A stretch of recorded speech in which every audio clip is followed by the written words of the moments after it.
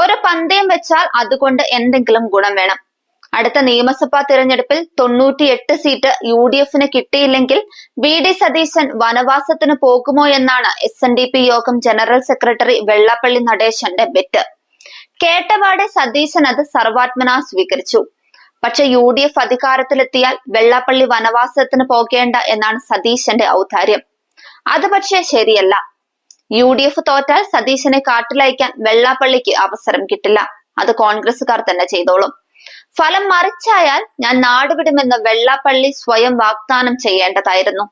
വാദിന് ഒരു വാശി വേണമല്ലോ. തിരഞ്ഞെടുപ്പിലെ ജയപരാജയങ്ങൾ പ്രവചിക്കുന്നത് വെള്ളാപ്പള്ളിക്ക് ഒരു വിനോദമാണ്. അവ ശരിയും തെറ്റുമാക്കാറുണ്ട്. രണ്ടും അദ്ദേഹത്തെ ബാധിക്കില്ലെന്ന് മാത്രം. 1999 ആലപ്പുഴയിൽ നിന്ന് VM സുധീരൻ ലോകസഭയിലേക്ക് മത്സരിച്ചപ്പോൾ നടൻ മുരളിയോട് തോൽക്കുമെന്നായിരുന്നു പ്രവചനം. സുധീരനും ശ്രീനാരായണീയനാണെങ്കിലും SNDP യോഗത്തിന് മീറ്റിംഗ് വിളിച്ചു ചേർത്ത് വെള്ളാപ്പള്ളി സുധീരനെതിരെ രംഗത്തിറങ്ങി. സുധീരനും വിട്ടുകൊടുത്തില്ല. കണിച്ചുകുളങ്ങരയിലെ പ്രചാരണ യോഗത്തിൽ ഗുരുദേവന്റെ ആശയങ്ങൾക്കെതിരെ പ്രവർത്തിക്കുന്ന വെള്ളാപ്പള്ളിയുടെ വോട്ട് തനിക്ക് വേണ്ടെന്ന് സുധീരനും പരസ്യമായി പ്രഖ്യാപിച്ചു. മുരളി നടനാണെങ്കിലും നല്ല അഭിനേതാവ് സുധീരനാണെന്നായിരുന്നു ജനങ്ങളുടെ തീർപ്പ്. 35,000 വോട്ടിന് സുധീർ ജയിച്ചു. 2011 വെള്ളാപ്പള്ളി തലങ്ങും വിലങ്ങും പന്തയം വെച്ചു. 3 പ്രവചനങ്ങളിൽ 2 ശരിയായി വന്നു. UDF 85 സീറ്റോടെ അധികാരത്തിൽ വരുമെന്ന വക്കം പുരുഷോത്തമന്റെ വാക്ക് ഏറ്റുപിടിച്ച വെള്ളാപ്പള്ളി സീറ്റ് 75 കടക്കില്ലെന്ന് തറപ്പിച്ചു. തന്റെ പ്രവചനം തെറ്റിയാൽ വെള്ളാപ്പള്ളിക്ക് സ്വർണമോതിരം നൽകാമെന്ന് വക്കം വാക്കും നൽകി.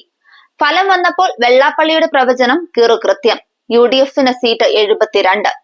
വക്കം സ്വർണവുമായി കണിച്ചുകുളങ്ങരയിലേക്ക് പോയി. ഇനി വേറെ കഥ കേൾക്കാം. ആ തെരഞ്ഞെടുപ്പിൽ KR ഗൗരിയമ്മ അരൂരിൽ തോൽക്കുമെന്ന പ്രവചനവും വെള്ളാപ്പള്ളി നടത്തി. ഭാഗ്യം ഗൗരി അമ്മയെ കൈവിട്ടപ്പോൾ വെള്ളാപ്പള്ളിയുടെ വാക്ക് പൊന്നായി. എന്നാൽ PC വിഷ്ണുനാഥ് ചെങ്ങന്നൂരിൽ തോൽക്കും, ജയിച്ചാൽ മീശയെടുക്കുമെന്നൊരു ബെറ്റും വെള്ളാപ്പള്ളി വെച്ചു. അത് പക്ഷേ പാളിപ്പോയി. ഒരു വര പോലെ പേരിനൊരു മീശയുള്ളത് കൊണ്ടാവാം അത് എടുക്കണമെന്ന് വിഷ്ണുനാഥ് നിർബന്ധം പിടിച്ചില്ല.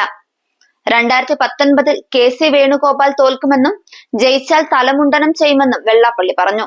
വേണുഗോപാൽ ജയിച്ചില്ലെങ്കിലും വാതുവെപ്പിലെ വാക്ക് നടപ്പായില്ല.